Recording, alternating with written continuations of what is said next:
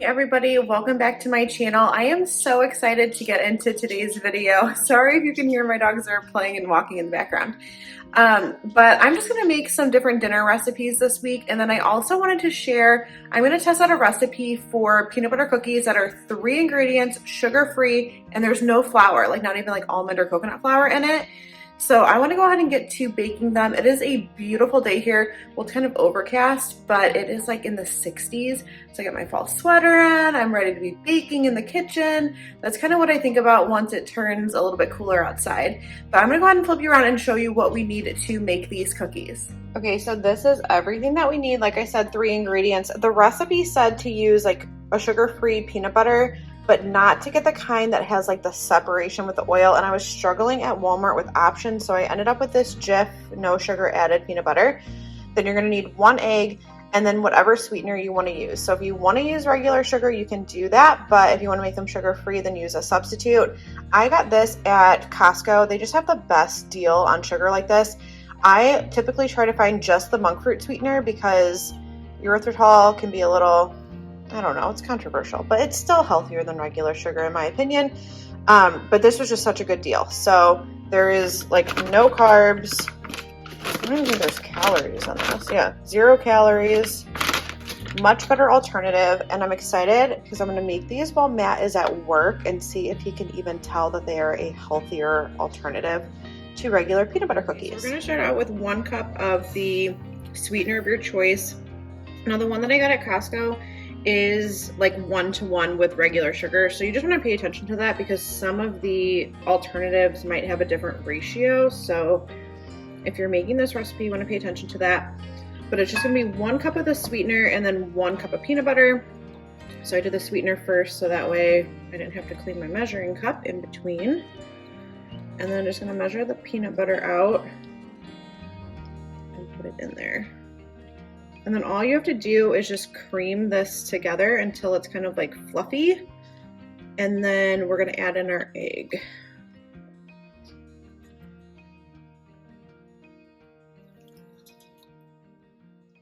Also, when I first started researching stuff about like ingredients in food, I did not realize how much sugar is in like normal peanut butter. It's kind of surprising that it's even a thing because you would just think it's like peanuts.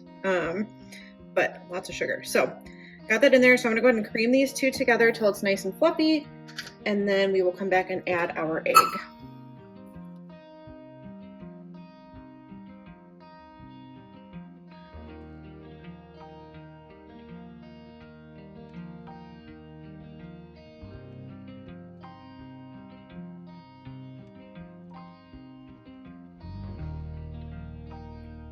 All right, so I don't know if that's fluffy enough, but we're gonna go with it. And I'm just gonna crack my egg in. And then we're gonna beat that together.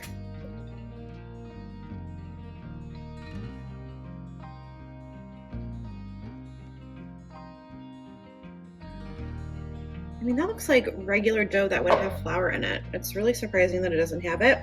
But I'm gonna go ahead and preheat my oven because I forgot to do that. You wanna preheat your oven to 350 degrees, and then we're gonna go ahead and portion these out. Okay, so I have my baking sheet. I'm lining it with parchment paper, well, at least kind of partially, so that way it doesn't stick. And then you just wanna use your cookie scoop or like 2 spoons. For the longest time, I did not think a cookie scoop was like a necessity, but I use this so much more than I thought I would. Actually, one of my sisters got it for me for Christmas last year, and I love it. So if you've been on the fence or think that like you don't need it or you won't use it, trust me, you will. Maybe we'll do 3 across. I don't think these are really going to expand, but just in case, because we are going to flatten these down a little bit too.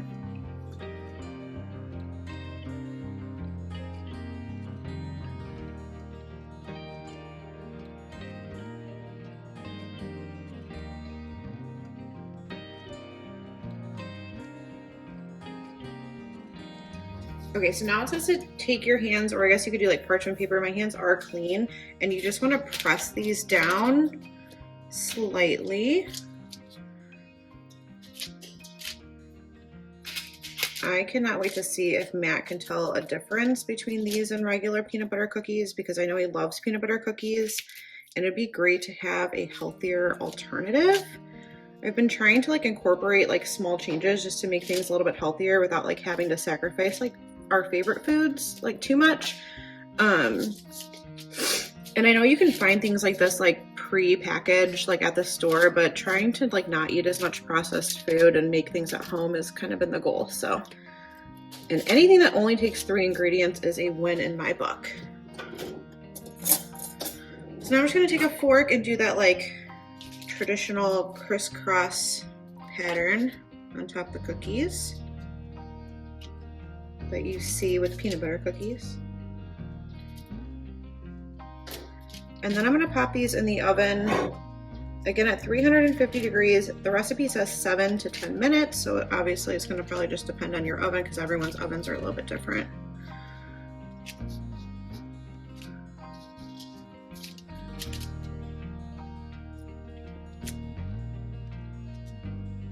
And I got exactly, what is it, 15 cookies out of this recipe. So that's pretty awesome.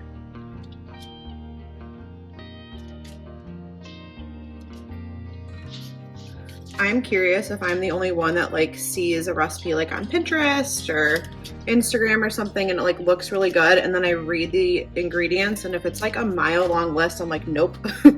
It doesn't even matter how good it could be. Like if it's super long and like a ton of ingredients, I just don't want to do it. All right, so I'm gonna pop these in the oven and then I will show you what they look like when they are finished. All right, here they are out of the oven. I'm gonna go ahead and let these cool. They seem pretty, I don't know, they're still pretty soft, but I actually let mine cook for the whole 10 minutes just in case. But I'll let them cool down and then I will show you like their texture and then give them a taste test. Okay, so they're completely cool now and they're definitely firmer. I was a little bit worried because they seemed pretty soft before, but let's go ahead and give them a taste.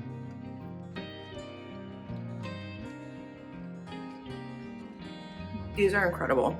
You have to try these. You cannot even tell. The only way that I can tell that there's a sugar alternative is to me, and I don't know if I'm like alone in this because I've asked like people in my family and friends and they don't have it. But when I eat something with a sugar alternative, and like if you get the right one, it doesn't have a weird taste, but it's almost like a cold sensation. Like I feel like my mouth is getting like cold to the temperature. Like that's the only way I can tell that this is an alternative, but the taste is absolutely amazing and I cannot wait to see what Matt thinks. I just realized that I did not let you know Matt's reaction. He could not tell and he loved those cookies. Next up, I'm going to show you what I made for dinner the first night, which is going to be chili on cornbread waffles. I saw this recipe on Pinterest and I had to try the cornbread waffles and see how they tasted. So I'm just going to start out by making the chili. You can make your favorite chili, any recipe that you enjoy. You can get canned chili if you prefer, whatever you want to do. But I'm just using a seasoning packet and following the ingredients on, or the recipe on that. So I'm just going to start out by browning 1 pound of ground beef. You could do ground turkey or ground chicken if you want to substitute for something that has less fat or calories in it if you would like. But whatever kind of meat you use, you just want to let that brown and then drain off any excess grease. And then I'm using this Kinder's chili seasoning, and this was amazing. I am absolutely going to buy this again. It had such great flavor. So I'm just going to add that into my pot here, and then I'm going to go in with some water. And again, I'm just following the directions on the back of the package. After adding in the water, I'm going to add in some red kidney beans that are drained and rinsed. If you don't want beans in your chili, just leave this out if you want to try the Kinder's seasoning mix. But I love beans in chili. And then you also want to add in a can of diced tomatoes. So I did the fire roasted ones. And then you're just going to stir that together until it is well combined. And then you're just going to let this come up to a boil, cover it, and then you're just going to cook it. I think the package said for about 20 minutes. I ended up doing that, letting it go a little bit longer. With it covered, some of that liquid does evaporate, but it doesn't get like too thick. But for the waffle application of chili, I wanted it to be thicker. So after I let it simmer on the stove covered for, I think I let mine go for about like 30-35 minutes just because we had the time and I wanted to let the flavors develop even more. I went ahead and removed the lid and I let it cook down a little bit more just to get some of that liquid to evaporate off, because I didn't want it to be too like liquidy or soupy going on top of the waffles. But again, this chili seasoning is incredible. My husband and I both were like raving about how good it was. So if you haven't tried that yet, I would definitely give the Kinder's chili seasoning a try. And then next up, we're just going to make the waffles, which is going to be really easy. I'm just going to add milk and an egg into my bowl here, and I will have this recipe linked down for you below. You're just going to whisk that together until it's well combined and then go in with your Jiffy corn mix. So I'm just going to use one box, and with the one box making it this way, I got 3 waffles out of it. So you want to just adjust accordingly depending on how many people you are cooking these for, but the one waffle, like for each of us, we each ate one, was plenty. So if you have kids, I don't think that they would need a whole waffle, or maybe doing like a mini waffle or just making them smaller. But then I just preheated my waffle iron, and then I'm just going to spray it with some nonstick spray and then pour that mixture into it, cooking waffles like you normally would. I am going to show you a clip here after this first one when I took it out. So I did mine on a medium heat for my waffle iron. Mine goes from, like, it's numbered, so it's 1 through 5. I just had it on number 3, and then they turned out perfectly. I just took it out once the waffle maker told me that they were finished. And then for the next one I'm going to show you, I overfilled it. So I like added more thinking I needed more, and I definitely did not. So don't make that mistake. But like I said, one package cooking it or making it this way will give you 3 waffles. And we love this because it tastes just like cornbread. Like, it's like soft on the inside, but then it's like that crunch on the outside. And that's my favorite part of cornbread, is like the outer crust part. So I highly recommend this recipe. And then you just top it with whatever toppings you like on your chili. So we just did sour cream. We were pretty simple this night, but whatever you like to top your chili with, you would go ahead and top it, and then you are ready to serve dinner. This next recipe is like a quintessential fall flavored dinner recipe. I was so excited to give this a try. It's supposed to be for a braised pork, but I kind of adapted the recipe so I could make it in my slow cooker. And I did change up the cut of pork. I prefer to use pork tenderloin. All I'm doing here is removing the silver skin from the pork tenderloin. It's just my preferred cut of meat because I'm not having to cut away too much fat or take the fat out after cooking it. And I find that it does not dry out at all when I'm cooking it in the crock pot. So that is just our preferred cut, but you can use any kind that you'd like. And I will have the original recipe linked down below for you, so you can see like measurements and the cut that they used. But like I said, that recipe was to braise it in the oven, but I wanted to try making it in the slow cooker just because it would be a lot easier. It's something I could prepare earlier in the day and then have just cooking throughout the day, and not have to worry about anything around dinner time.